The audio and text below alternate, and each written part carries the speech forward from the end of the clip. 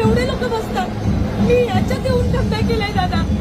300 रुपये घेतात माझ्याकडून रोज. घेणारे घेतात त्यांना बरोबर येऊन. 300 रुपये रोज. हा, मी म्हटलं माझी ऐपत नाही तेवढी द्यायची तरी घेतात. महापालिकेवाले की दादा बोलतात सर्वांचे जातात, पोलिसांचे जातात. बघितला व्हिडिओ. मुंबईतली ठाकरेंची सत्ता पलटताच काही गुजराती, उपरे आणि बिहाऱ्यांना माज आला आहे. विषय असा आहे की या ताईचा व्हिडिओ 2 दिवसापासून बघतोय की ही ताई मुंबईत एका ठिकाणी ते चिकनचा स्टॉल लावून त्या चिकनपासून काहीतरी पदार्थ बनवून व्यवसाय करत होती. तर तेथील आजूबाजूला जे गुजराती व्यवसाय करत होते, ज्यांची दुकानं होते, त्यांना या चिकनचा वास येत होता. म्हणून त्या गुजरातीवाल्यांनी काहीतरी राजकारण करून या स्टाईलचा स्टॉल बंद पाडण्याचा प्रयत्न केला आहे.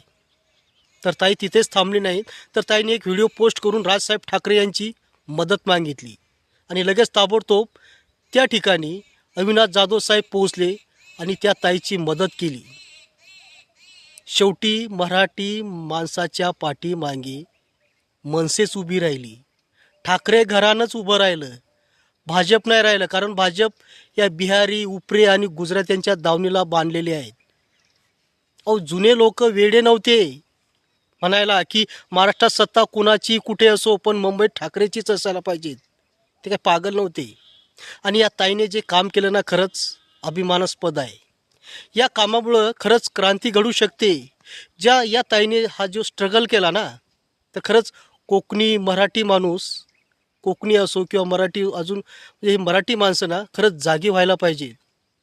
अरे मराठी माणसा, तुझ्या घरात चोर शिरलाय, चोर, आता तरी जाग.